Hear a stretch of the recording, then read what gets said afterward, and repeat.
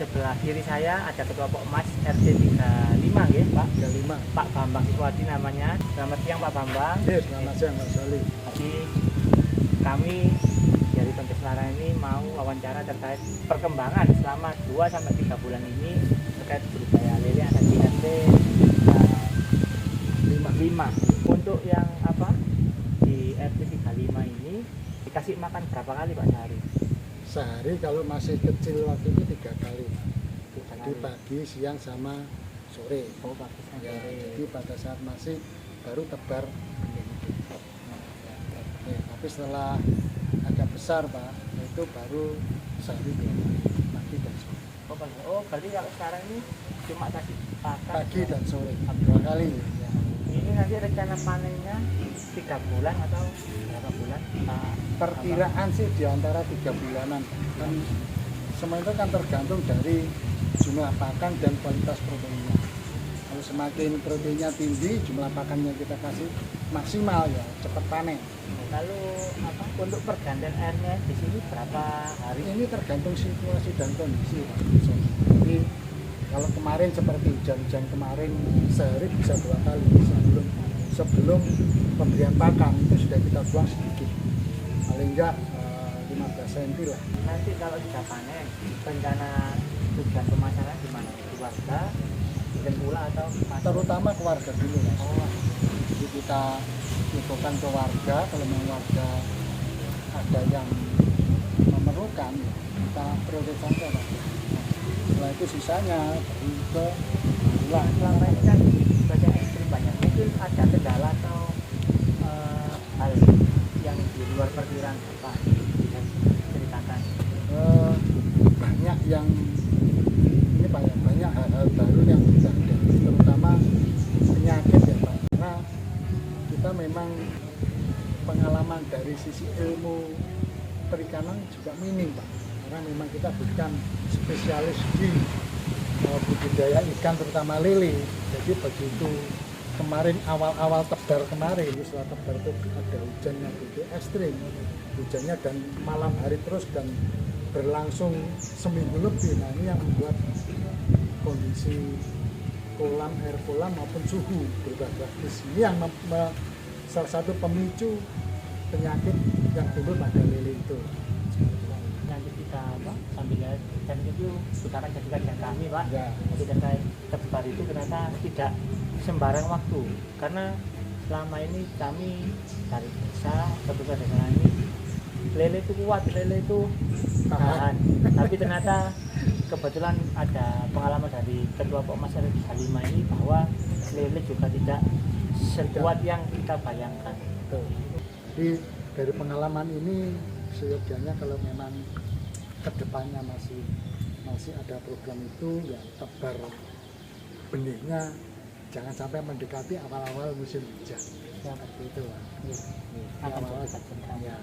Dan mungkin kalau memang bisa jenis ikan lain seyogianya juga bisa ikan lain, jadi tidak harus lele, karena ternyata lele pun rentan terhadap penyakit dan jauh lebih mematikan dibanding saya biasa pelihara nila, gurami, lebih mematikan lele. Efeknya berjamaah Pak. Ya, kalau nila, gurami mungkin 1-2 ekor kelihatan mati bisa kita ambil dan lainnya kita selamatkan. Kalau lele tidak Pak, bisa mati itu begitu dia ada satu sakit ikan lele lemah sakit, sama ikan lele lainnya itu dimakan. Nah itu ya mungkin yang membuat penyakit itu lebih cepat menular. Mungkin seperti itu Pak kalau saya amati. Karena kan air lele kan growth, begitu lele sakit dimakan kan nggak kelihatan Pak. Kalau nila, gurami temannya mati, dia nggak mau makan. Dia akan mengambang, bisa kita ambil dan mungkin segera kita lakukan tindakan di kolam itu. Kalau lele, karakternya kalau sepengetahuan saya tidak seperti itu. Begitu satunya sakit, lemah, sama temennya diserang, dimakan. Nah itu yang mungkin salah satu pemicu juga. Itu Pak Soli. Jadi gambaran pengalaman saya yang saya alami saat ini. Jadi mungkin apakah kedepannya lagi apakah harus lele atau bisa ikan etal yang lain yang mungkin bisa jadi pertimbangan, karena yang selama ini ternyata lele lebih pening Pak saya lebih pening karena terus terang tidak bisa santai Mas. Karena terus kemarin kalau teman saya bilang tuh penyedotan juga harus dilakukan gitu. Kalau tidak dilakukan bisa kami Perawatan lele dari kecil hingga dewasa itu bagaimana? saya pernah alami ya. Sebenarnya sih perawatan kalau lele ya ngasih makan ya itu, tapi yang paling utama itu bagaimana kita bisa merawat airnya. Jadi kita budidaya ikan tuh yang penting itu merawat air Pak. Di situ ya merawat air. Nah air inilah ada indikatornya, apakah itu disulfit oksigen atau oksigen itu harus ada batas minimalnya, pH-nya ada batas minimalnya, amonia kan juga ada ukurannya. Nah amonia itu ekses daripada kotoran ikan ataupun pelet yang tidak termakan, itu yang paling bahaya itu amonia. Jadi amonia yang ada di air ini yang paling berbahaya, yang paling harus kita pantau. Menurut saya ya, karena kita mohon maaf saya ini bukan dari perikanan, saya hanya untuk bijak saja seperti itu. Jadi paling penting perawatan lele itu tadi seperti itu. Jadi kita memberi makan ya tentunya rutin dan sesuai takaran, tapi tidak boleh kita lupakan, kita harus merawat air. Itu yang kita lakukan. Kan nggak bisa ngasih makan banyak-banyak, karena kalau terlalu banyak pun juga efeknya nggak bagus punya.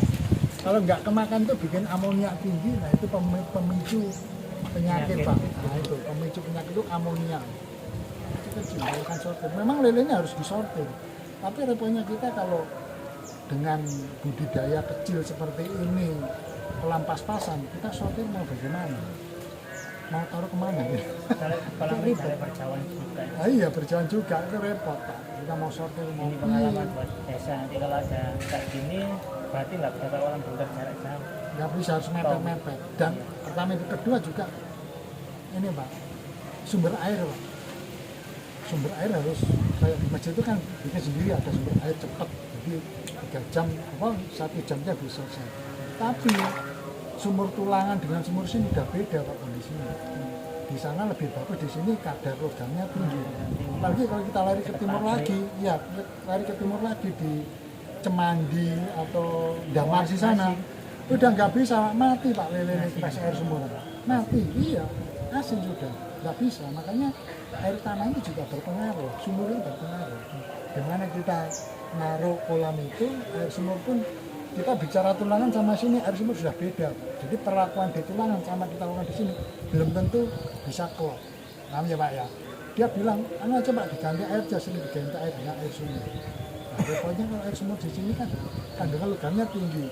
Ikan ini bisa jadi stres dengan kondisi air seperti itu. Karena kan kandungan logam baru belum terurai dengan kondisi air lain-lainnya, produk lainnya, nah, itu ikan stres. Nah, kiranya cukup informasi yang diberikan Pak Bambang ya, sangat bermanfaat. Nanti dipakai oleh kami. Terima kasih Pak Bambang atas waktunya. Sama Pak Saya dari Pemerintah Desa Larangan, mohon maaf apabila ada perbuatan atau kata yang berkenan ya Pak Bambang. Sampai akhiri.